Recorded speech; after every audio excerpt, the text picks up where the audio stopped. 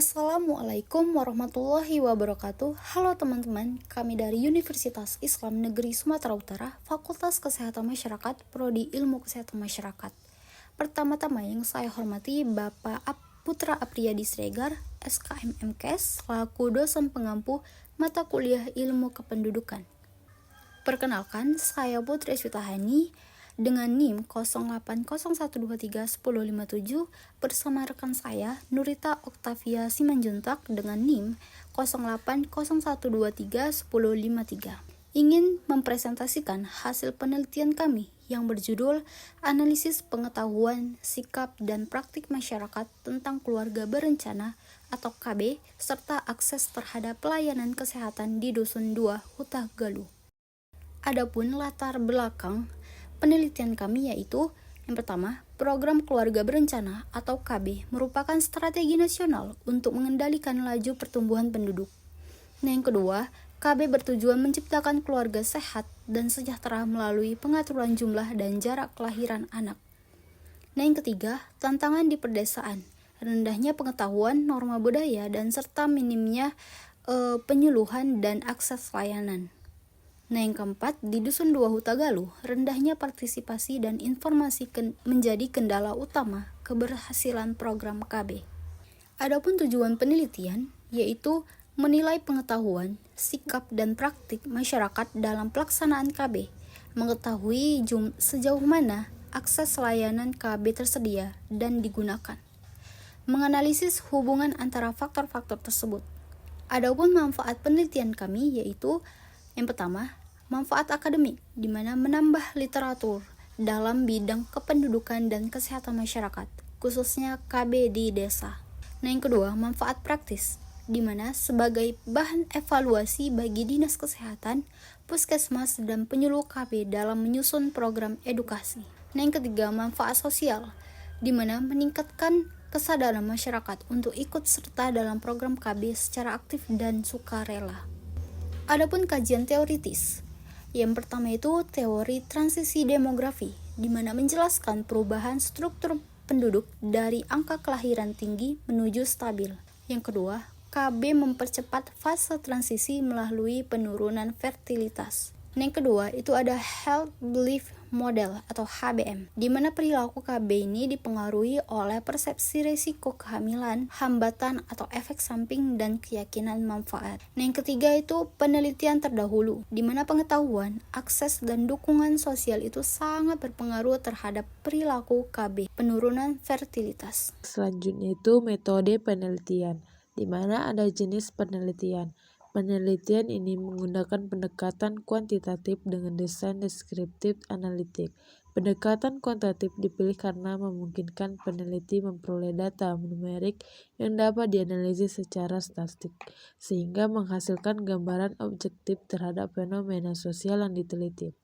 Lalu ada populasi dan sampel, di mana populasi dalam penelitian ini mencakup seluruh pasangan usia subur atau PAUS di desa Dusun 2 Huta Galuh, yaitu pria dan wanita berusia 18-49 tahun yang telah menikah dan menetap secara permanen.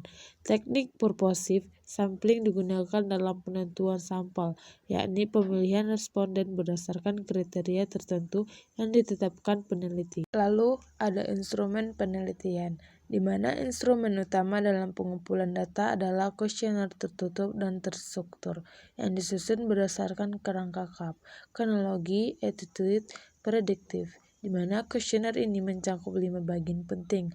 Yang pertama itu ada identitas responden, dan yang kedua itu pengetahuan tentang program KB dan jenis kontrasepsinya. Lalu yang ketiga sikap terhadap program KB. Lalu keempat itu praktik penggunaan KB. Serta yang kelima itu ada akses terhadap pelayanan kesehatan. Selanjutnya hasil penelitian. di mana hasil dari penelitian ini menunjukkan keadaan pengetahuan, sikap, praktik, dan akses para ibu rumah tangga terhadap program keluarga berencana atau KB yang dapat dianalisis menggunakan kerangka teori kependudukan, terutama teori transisi demografi dan teori perilaku kesehatan, di mana karakteristiknya responden dalam penelitian ini mengidentifikasikan bahwa sebagian besar adalah ibu rumah tangga yang sudah menikah dan berada dalam rentang usia produktif, yaitu antara usia 30 hingga 50 tahun, di mana 53,3%. Dengan demikian, keberagaman usia responden dalam penelitian ini memberikan gambaran menyeluruh mengenai kebutuhan dan pengalaman mereka terhadap program KB ini. Lalu ada pengetahuan sikap dan praktek terhadap pelayanan kesehatan keluarga berencana, sering disebut dengan KB. Berdasarkan informasi yang didapat, mayoritas responden, ada 93,3%, mengungkapkan bahwa mereka mengetahui tentang program keluarga berencana, dan ada 83,3% menyadari berbagai metode kontrasepsi dengan petugas kesehatan sebagai sumber informasi utama. Walaupun demikian, meski di mana pemahaman dan sikap terhadap keluarga berencana cukup baik. Sebagai contohnya itu, di mana ada 100% responden menganggap keluarga berencana itu penting, dan 96,7% itu setuju bahwa keputusan untuk menggunakan metode kontrasepsi harus melibatkan pasangan. Praktik nyata menggunakan alat kontrasepsi masih sangat rendah, yaitu hanya 6,7%. Perbedaan antara pengetahuan, sikap, dan perilaku itu dapat dijelaskan dengan menggunakan teori perilaku kesehatan. Salah satunya adalah model Heart Belief Model atau HBM. Adapun kesimpulan dari penelitian kami yaitu, hasil penelitian menunjukkan bahwa masyarakat di Dusun 2 Huta Galuh memiliki tingkat pengetahuan yang cukup baik mengenai program keluarga berencana atau KB, termasuk pemahaman tentang berbagai metode kontrasepsi.